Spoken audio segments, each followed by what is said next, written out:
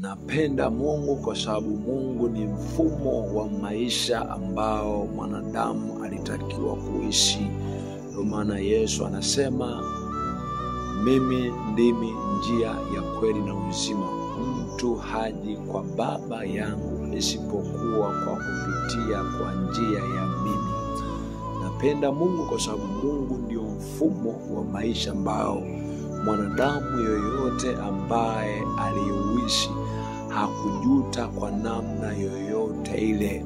Ndio maana Daudi anasema, tangu nikiwa kijana na sasa nimesha kuwa mzee, sijawahi ona mwenye haki ameachwa, wala uzao wake ukiomba chakula barabarani. Anasema sijawahi ona mwenye haki yoyote ameachwa, wala uzao wake ukiomba chakula barabarani. Kitabu cha Zaburi 37 mstari wa 25. Neno la Mungu siku zote ni maonyo ya kuonya, kukusaidia kuendea njia ambayo haina maumivu. Kwa sababu neno la Mungu siku zote ni kibao. Likisema mbele yako kuna shimo, utaingia shimoni au utadumbukia shimoni. Lenyewe likwambia mbele kuna shimo, wewe ukaendelea kwenda mbele, basi hilo shimo hautakwepana nalo, utalikuta tu na huenda utatumbukia kwenye shimo kama hilo. Napenda Mungu kwa kuwa Mungu ni mfumo wa maisha ambao unamuongoza mwanadamu kwenye njia ambayo mwisho yote hata kuja kujutia kwa namna yote ile. Ninachosema kwamba Mungu sio maruweruwe, ila Mungu ni njia ambayo mtu yoyote ambaye anatembea ama atatembea hata kuja kujutia kwa namna yote ile.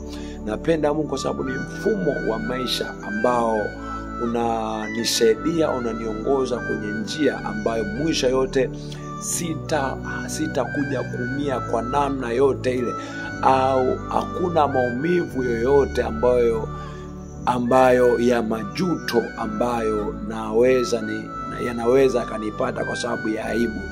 Kwa sababu kama Yesu alikuja kuondoa aibu ambazo tulikuwa nazo, ambazo zitokana na maisha ya dhambi, ya maisha ya uovu na dhambi ambazo tulizonazo.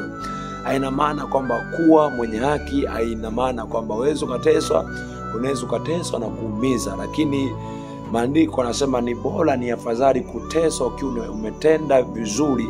Yaani ni vema ukiwa unateswa kwa sababu hauna hatia kuliko kuteswa ukiwa una hatia ama umekosea. Na kushauri mtu wa Mungu kwamba ni vema ungechagua Mungu, kwa sababu Mungu ni kitu ambacho hakitafanya uishi au uwe na namna zozote za majuto kwenye maisha yako yote. Ni vema ujue hali zote ambazo unazitafuta zipo kwenye neno la Mungu peke yake. Ndio maana kuna watu wanaweza kanasema kwa mfano kwamba ukioa tamani kama inaondoka au utakuwa tena na tamaa, lakini kusema kweli sio hivyo. Wapo wengi ambao wameoa lakini bado macho yapo juu. Ni nini? Kwa sababu ya kile ambacho kinenwa kwamba na Yesu kwamba ninyi bila mimi hamwezi neno lolote lile. Ni kwamba yote katika yote neno la Mungu ndilo ambalo lina uwezo wa kumsaidia mtu awaye yoyote yule. Neno la Mungu ndilo ambalo lina uwezo wa kumponya mtu yoyote yule aliye kwenye namna zozote zile. Neno la Mungu lina uwezo wa kumsaidia mtu awaye yoyote aliye kwenye changamoto ya aina yoyote ile, aliye na udhaifu wa aina yoyote ile. Neno la Mungu ndilo ambalo lina uwezo wa kumsaidia mtu yote ile. Napenda Mungu kwa kuwa Mungu ni mfumo wa maisha unaoniongoza kwenye njia ya ambayo mwisho yote sitakuja kujutia. Ni vyema ujue kwamba maisha yako kwa hali zote zile bado yanahitaji Mungu sana, kwa kuwa Mungu ni msaada ambao uko juu ya misaada yote ya aina yoyote.